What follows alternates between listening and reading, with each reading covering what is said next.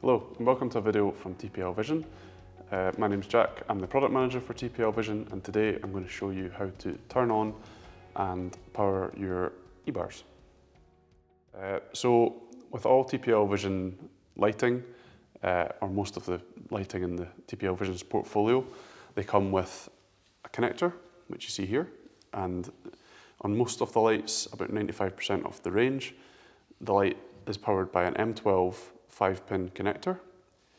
The M12 5-pin connector has obviously 5 pins, and each of these pins has a function. So you have on one of the pins you have your 24 volts, on another you have your ground. You also have PNP, NPN and dimming. To power the e-bar, it's very simple. You just need a 24 volt DC signal.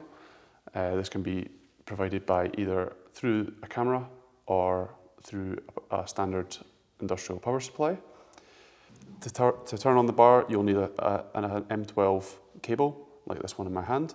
You can either have it with a connector at one end and a connector at the other, or a connector at one end and flying leads at the other.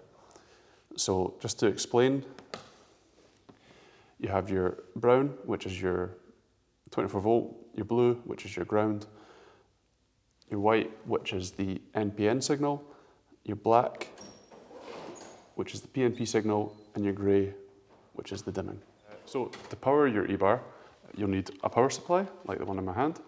This power supply can be fed either directly to the light or through a camera into your light, depending on the specs of the camera. Some cameras don't actually have enough capacity to power one of the bar lights, but some of the smaller bar lights are possible with some of the other sort of smart cameras.